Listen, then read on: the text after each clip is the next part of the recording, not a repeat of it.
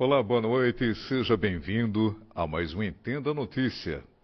Todas as segundas às 7 da noite temos aqui um compromisso, eu e você do outro lado aí, nessa parceria de uma grande audiência que estamos tendo graças a você aqui através do YouTube. Aliás, muito obrigado pela audiência que tem aí alavancado, né, cada vez mais.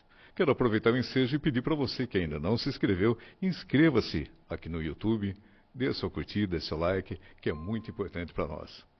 Estamos iniciando mais um mês de agosto, e agosto é conhecido como Agosto Branco. Por quê? Porque no dia 1º de agosto comemora-se, né, o Dia Mundial de Combate ao Câncer de Pulmão. Aliás, é o segundo que mais mata no mundo, né? E a respeito disso nós vamos falar hoje aqui, por se tratar de um câncer muito letal. O câncer de pulmão é o segundo que mais mata, como eu disse aqui para vocês. E o câncer de pulmão ele foi celebrado, e está sendo celebrado, né, todo dia 1º de agosto, em todo o Brasil e mundo afora. Por quê? São mais de 1.800.000 casos por ano de câncer de pulmão, de acordo com a OMS, Organização Mundial da Saúde. E é sobre isso que vamos bater o papo hoje com dois especialistas que estou recebendo aqui com muito carinho, que é um prazer tê-los aqui comigo. Junto comigo o doutor Ricardo Calaf. Boa noite, doutor. Boa noite, Billy. É um prazer estar aqui mais uma vez na TV Século XXI, falando sobre algum tema dentro da nossa especialidade. Doutor Ricardo Calaf, ele que é cirurgião torácico. Também junto conosco o doutor Otávio Martucci, ele que é médico oncologista. Boa noite, seja bem-vindo também, doutor. Eu que agradeço, Billy, pela oportunidade. Uma honra estar aqui do lado do meu amigo Ricardo Calaf. Vamos ajudar a esclarecer algumas dúvidas e tirar, de repente, alguns estigmas também relacionados ao câncer de pulmão. O câncer de pulmão, a gente tem a data dia 1º de agosto, não somente para divulgar, que deve ser divulgado por todos os meios, a verdade é essa, mas também para parabenizar aquelas pessoas que passou por esse processo e conseguiu superar. Doutor, o número é muito grande, né, doutor? São mais de 1.800.000 pessoas por ano. É muita gente. Isso é devido ao que, principalmente? Bom, a principal causa é o fumo. Tá? O tabagismo ainda é o fator de risco mais conhecido para o câncer de pulmão. A poluição atmosférica também e exposições ambientais ocupacionais, dependendo da profissão, né, do indivíduo. Mas, inegavelmente, nós temos sempre que lembrar que o cigarro é o inimigo número 1. Tá? Então, o câncer de pulmão não é uma doença exclusivamente do fumante, tá? Mas o cigarro traz e aumenta muito a chance do desenvolvimento da doença. Muito bem. Eu quero aproveitar aqui para perguntar para o doutor Ricardo Calaf aqui. Essa doença ela vem um aumento muito progressivo. Isso é devido a quê, doutor?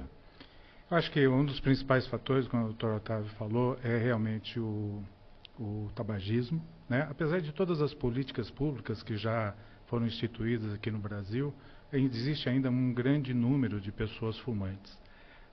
Quando eu comecei minha carreira, né, há 30 anos atrás, na cirurgia propriamente dita, existia uma relação de cada 10 pacientes com câncer de pulmão, 9 eram tabagistas e 1 não.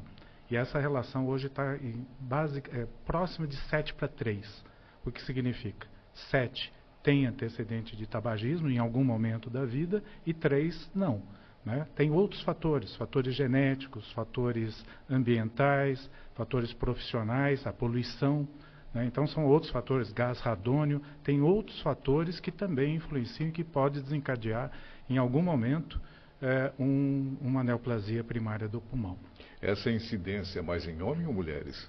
Ela não tem uma incidência, um predomínio muito grande. A gente observa, até por conta, as mulheres também se tornaram, com o passar do tempo, mais autônomas, mais independentes e também criaram também os seus vícios, né? E inclusive o próprio tabagismo. Então, a relação entre homens e mulheres, hoje, eu diria que é muito próxima. A partir de que faixa etária a preocupação a respeito disso? A faixa etária, na realidade, eu até falaria, Billy, considerando o tabagismo como um fator de risco, o tempo de exposição ao tabaco é um fator de risco.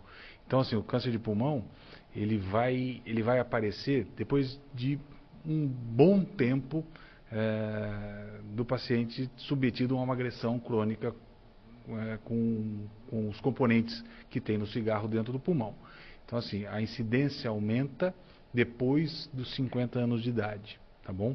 Imaginando que as pessoas começam a fumar no início da vida adulta, né, fumam por décadas e anos depois aparece a doença. Então, depois dos 50 anos, a incidência é maior. Então, após os 50 anos, quais são os principais sinais que a pessoa liga o alerta para ela que ela deve procurar um médico a respeito disso? Quais são os primeiros sinais? É sempre bom dizer o seguinte, numa fase inicial, essa doença não traz sintoma, tá? Ela é silenciosa. Agora, com o avanço dela, o paciente pode ter tosse, perda de peso. Essa tosse pode vir acompanhada de sangue, por exemplo, dor torácica.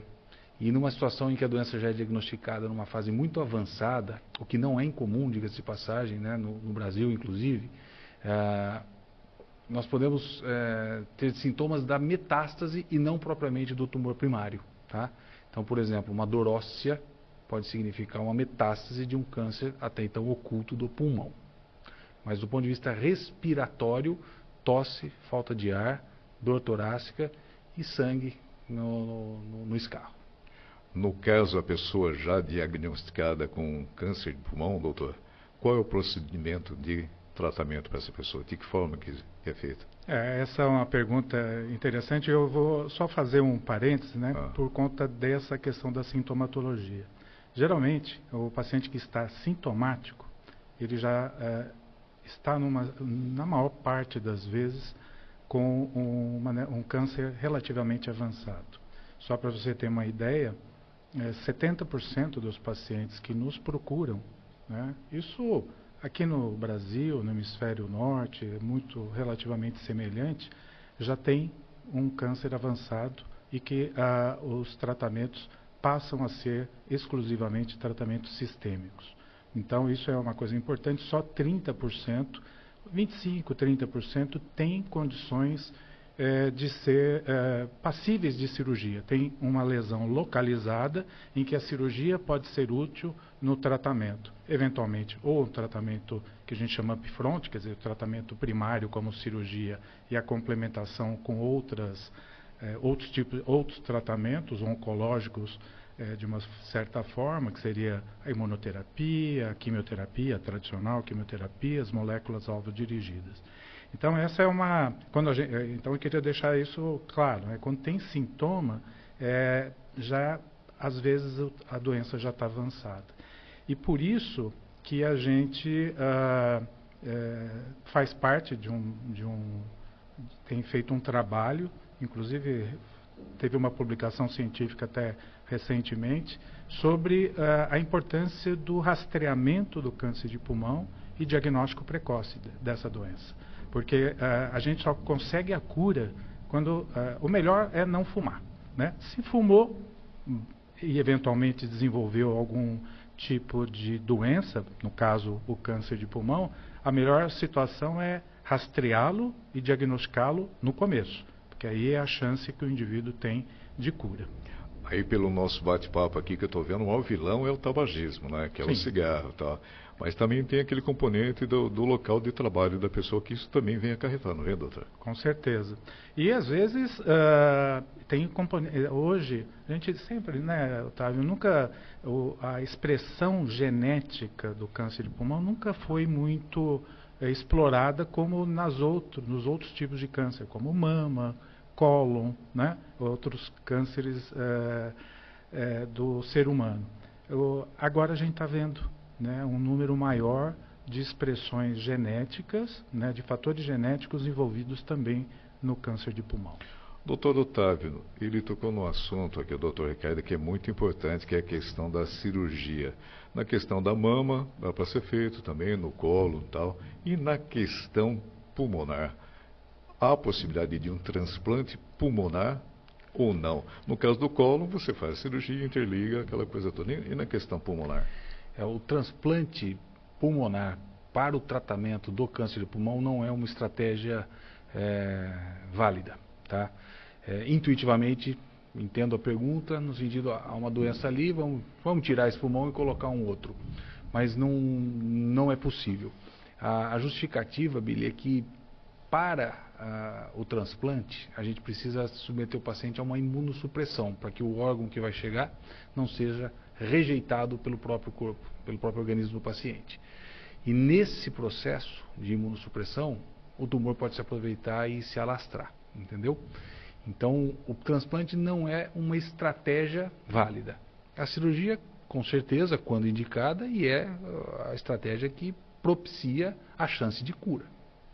Mas o transplante eu não diria para você que estaria na lista dos procedimentos possíveis. No caso, doutor, inicialmente, como é feito o tratamento? É químio, rádio, depois cirurgia ou é direto cirúrgico?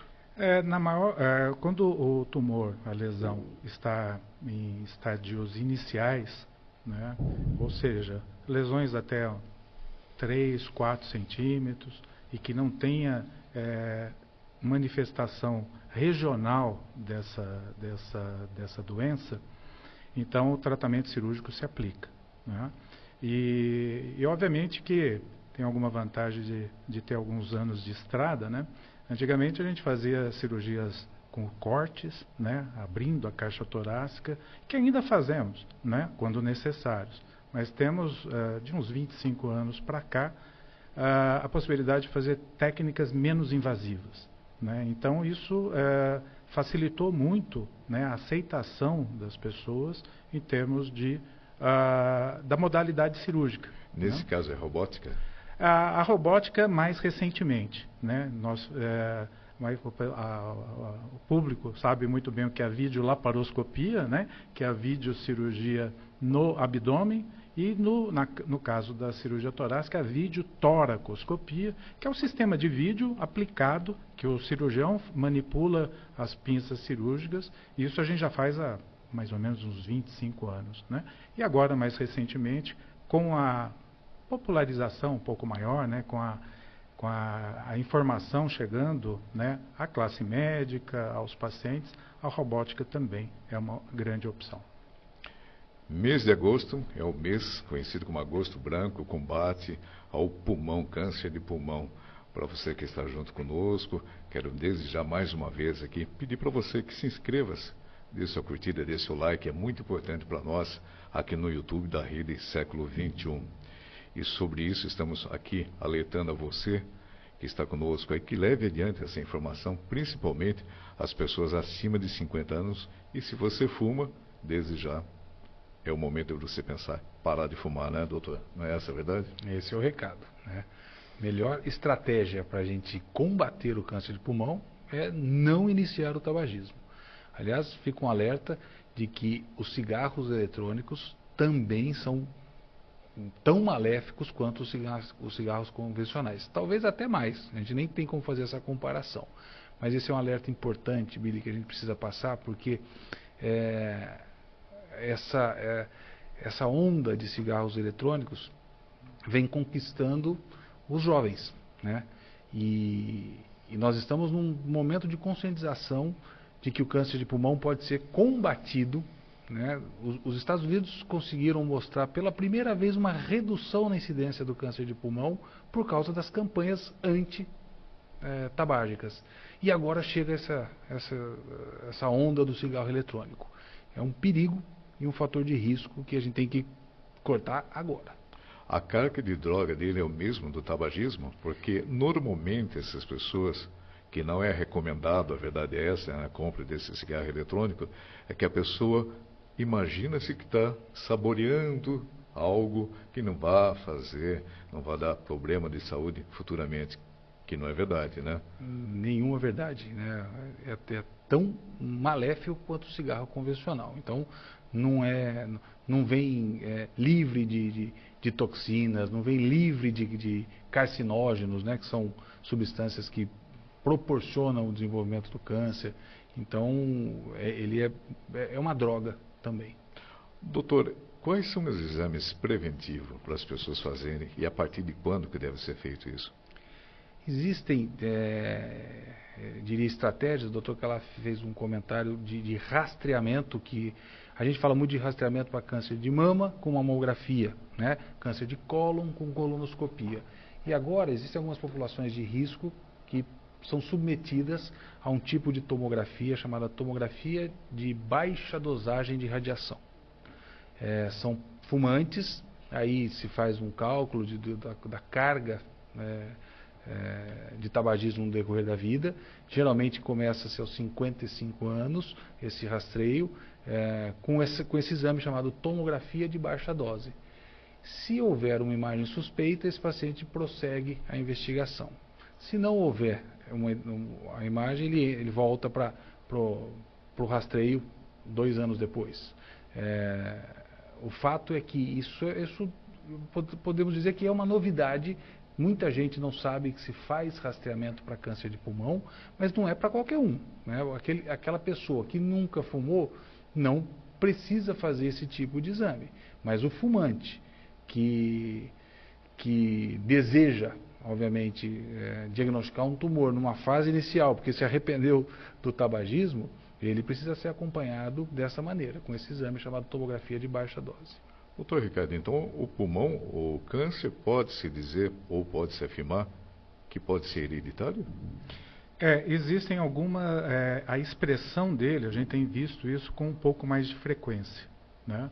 A hereditariedade eu não diria, mas tem um fator genético envolvido, um fator genético que predispõe aquela pessoa a desenvolver. Tem algumas síndromes, principalmente algumas, a Li-Fraumeni, né, que tem inclusive associação do câncer de pulmão com outros tipos de cânceres, câncer do rim, câncer de mama, né, com o de pulmão.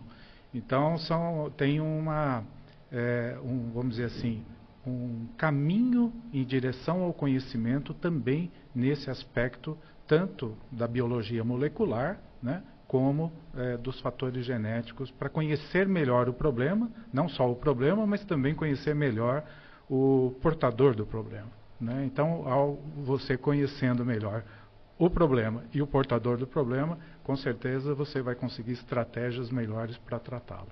Falando em portador, nós não queremos ser aqui portador de notícia ruim, somente ruim, né? Qual é o percentual de cura no tratamento do câncer de pulmão? Tem melhorado, né? Tem melhorado por vários fatores. Primeiro deles, pela cessação do hábito tabágico, né? Como eu falei, diminuíram as pessoas, né? Com essa diminuição através das políticas públicas. Então, de uma certa forma, isso já teve uma melhora.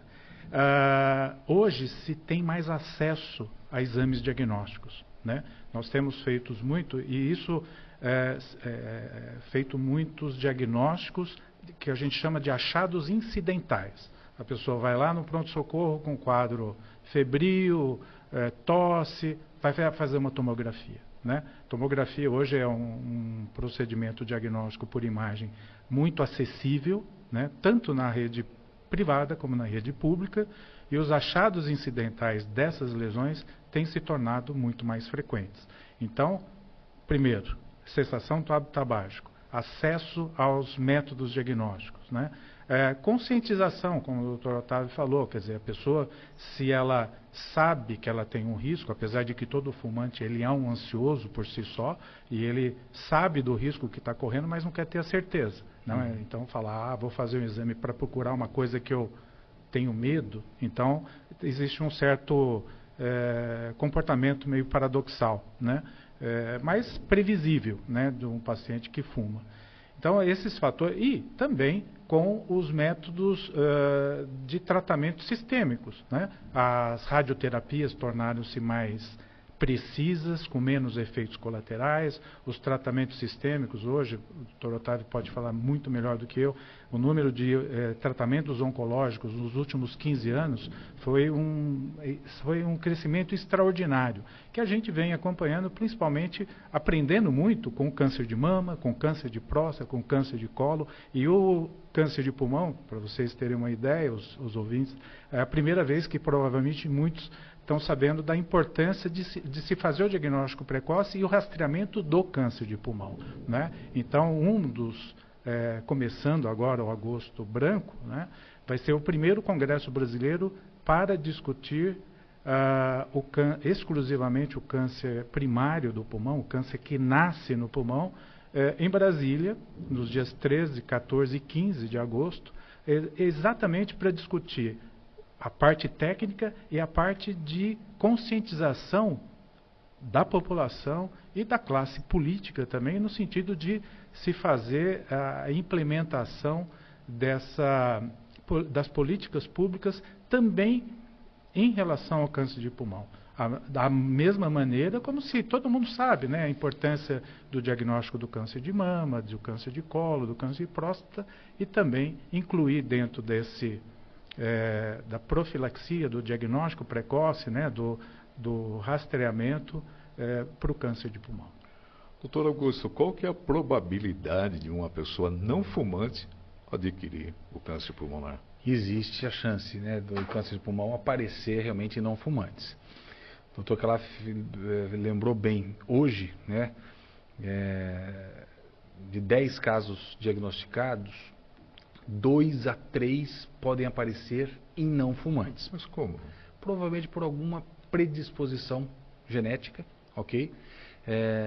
A gente sabe, inclusive, que os descendentes orientais possuem mutações que predispõem ao câncer independente do hábito do tabagismo.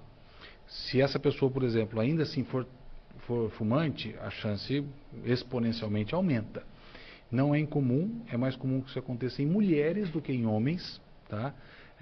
Mas foi muito bem lembrado, como disse previamente, não é uma doença exclusivamente do fumante, tá? Ela prioritariamente é do fumante, mas existe a chance sim de aparecer em não fumantes por causa de predisposições genéticas.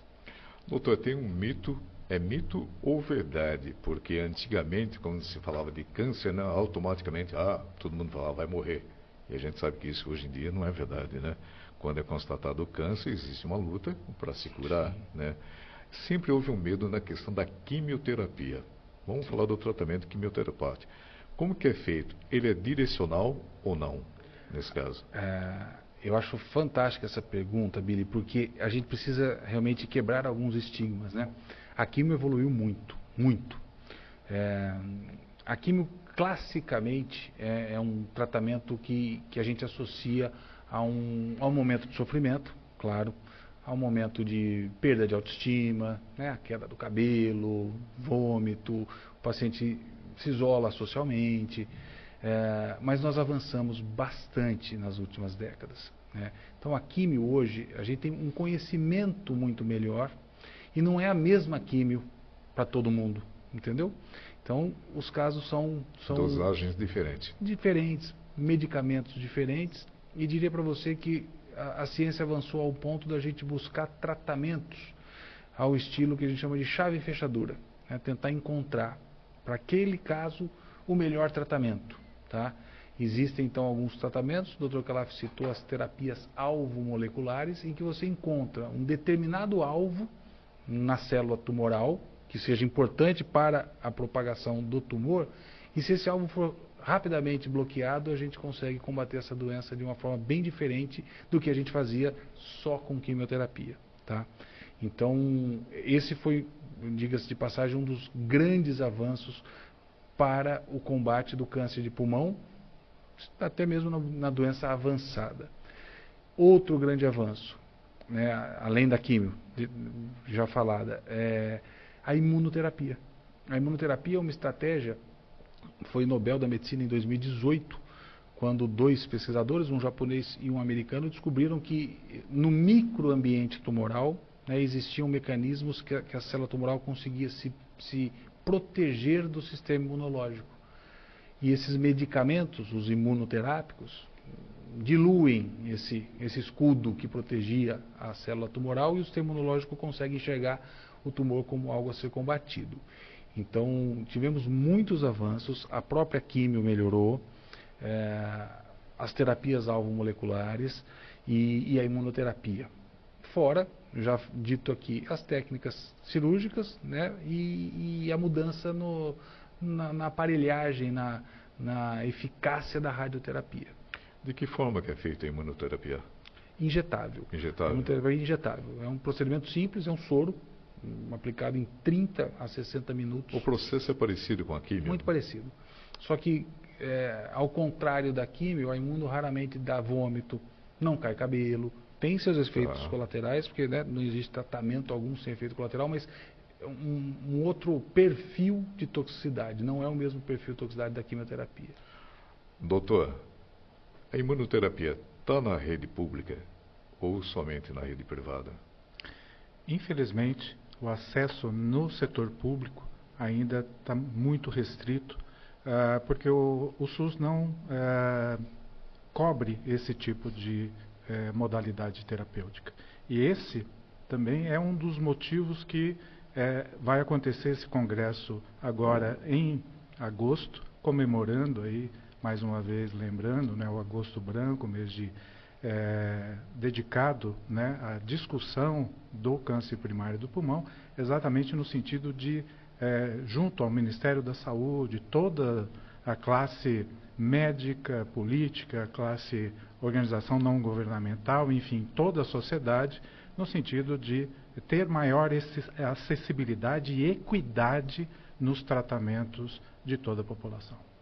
No caso da radioterapia, ela é um complemento da químio ou pode ser tratamento variável de cada caso? Ela pode ser um complemento, né, mas também não necessariamente, a radioterapia não necessariamente precisa ser local, onde o pulmão, onde nasceu o câncer. Né? Como o Dr. Otávio falou anteriormente, essas lesões podem ser metastáticas e, por exemplo, uma lesão na coluna, né, em algumas partes ósseas, principalmente, ela pode se beneficiar também de tratamentos radioterápicos exclusivos, né, sistema nervoso central. Então, não é necessariamente aplicado concomitante com o tratamento sistêmico, aí no caso imuno, químio, enfim, as medicações que por boca ou por infusão venosa, mas também de forma isolada, para as metástases isoladas.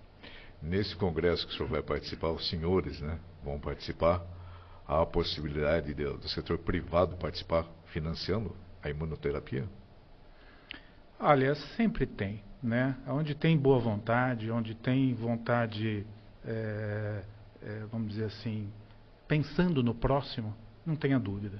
Né? O problema são, obviamente, a questão de conflitos de interesses, os mais diversos. Né?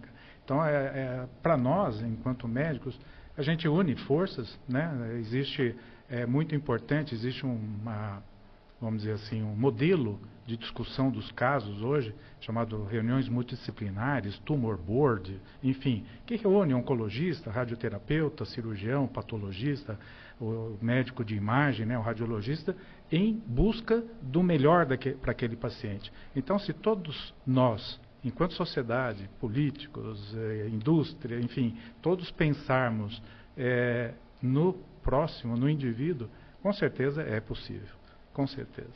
Doutor Otávio, falando em indivíduo, a pergunta estende para o doutor Ricardo também. Conte para nós um caso de uma pessoa que vem à mente, que entrou num tratamento, porque é um tratamento severo, não? O câncer de pulmão, e que ela teve sucesso. Temos bons casos, viu? Isso nos marca bastante, viu, Billy?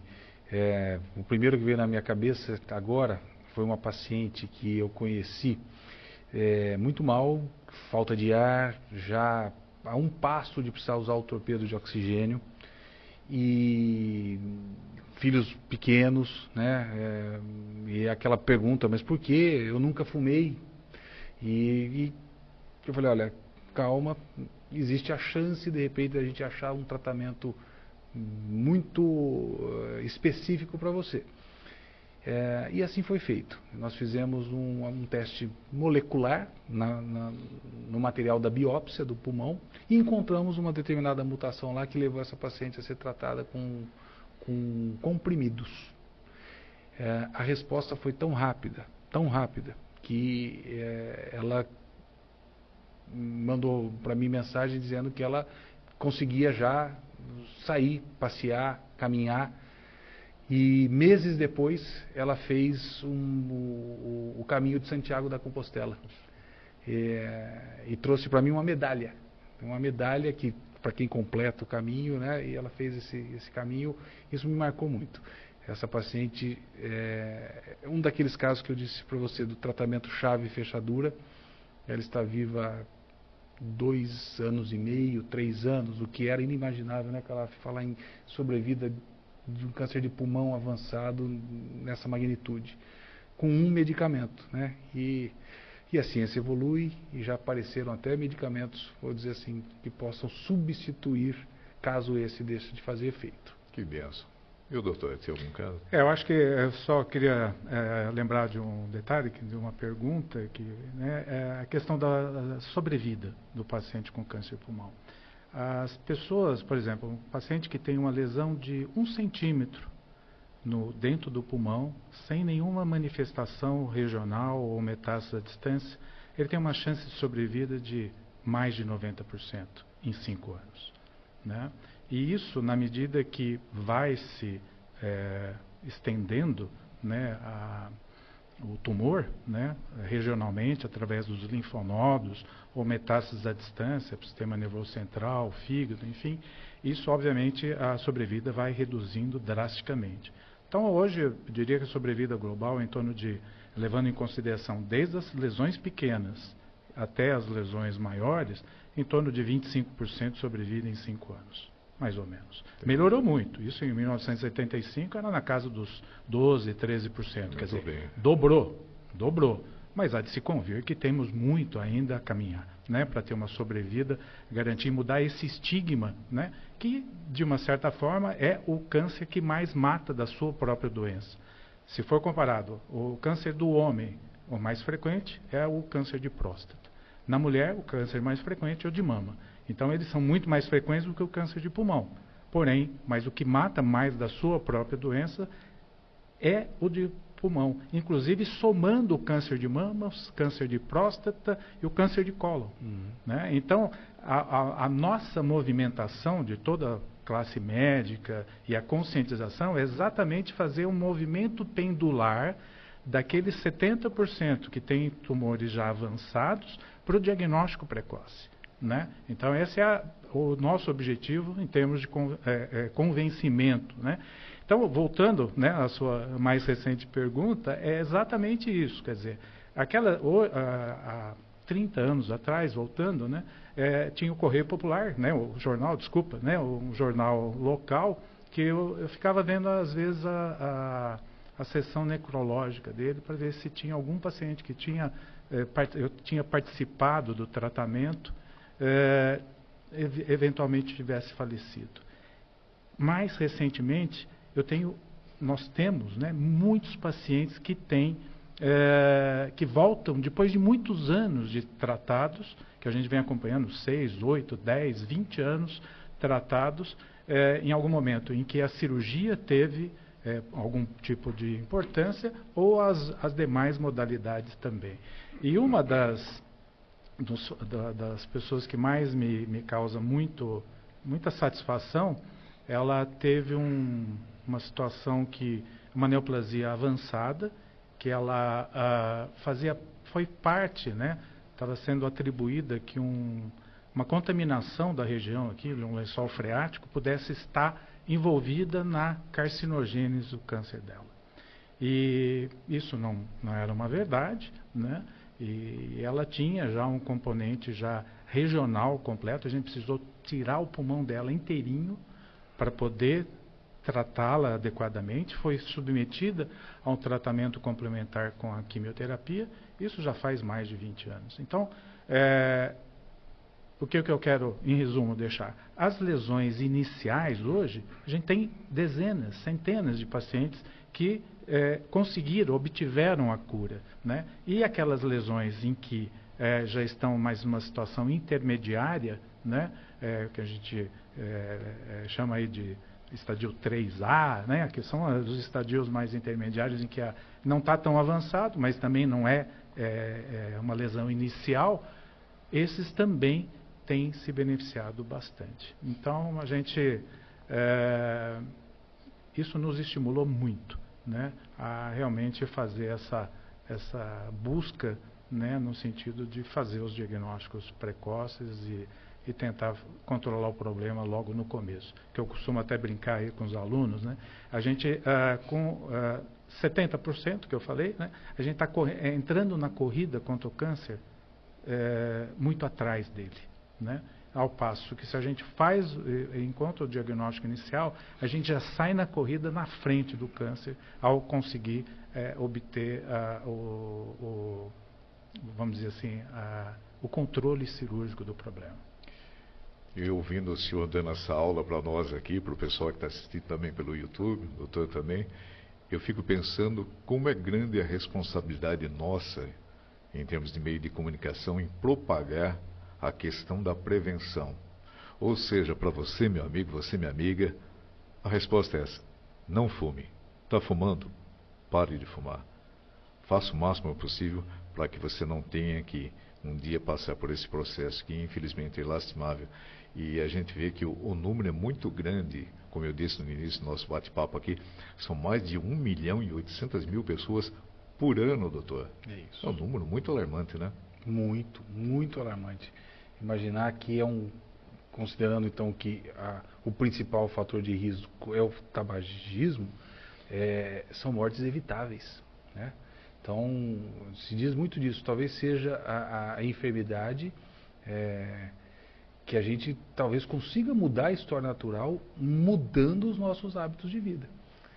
Então, não iniciar o tabagismo ou cessar o tabagismo, né, indiscutivelmente, é o caminho. Então, essa sua colocação em relação à importância da divulgação, eu acho que vale a pena ficar com essa mensagem realmente. São mortes potencialmente evitáveis, né? Hoje a gente tem um conhecimento bastante aprofundado dos riscos do tabagismo. Lá na década de 50, 60, que não se sabia ao certo o que o tabagismo causaria, né? Até existe uma certa desculpa. Acho que hoje não dá, né? Com esse monte de informação, acho que fica difícil a gente realmente negligenciar essa informação. E também é importante chamar a atenção para você que está nos assistindo, né? Principalmente os homens, né? Eu não fumo, né? Mas estou com esse problema, mas eu estou tomando minha cervejinha, coisa e tal. Tem também, durante esse período de tratamento, não se deve tomar bebida alcoólica nenhuma, né, doutor? Isso é óbvio. Eu diria que evitar ao máximo, né? Realmente, essa é uma conversa que a gente tem muito no consultório, né, com o paciente, pensando que os tratamentos exigem um esforço do nosso organismo, né? Então, agredi-lo com alguma outra substância não é uma boa ideia, tá? Claro, e aí provavelmente algum paciente meu falou, mas o doutor está falando para mim que eu poderia tomar minha cervejinha. De fato, até existem dados, e a gente discute isso em congressos, de que moderadamente, no final de semana, aquele brinde, aquele momento da família, aí a gente autoriza. Cigarro eletrônico, nem pensar. Nem pensar, nem pensar. Esse é o momento da gente aumentar a carga de informação, porque quem utiliza esse dispositivo são os jovens. E se a gente perder a chance de entrarmos nesse terreno, nós vamos nos culpar daqui a algumas décadas. Outra coisa que eu acho importante ser dito: o cigarro eletrônico também não é um mecanismo para quem deseja parar de fumar, entendeu?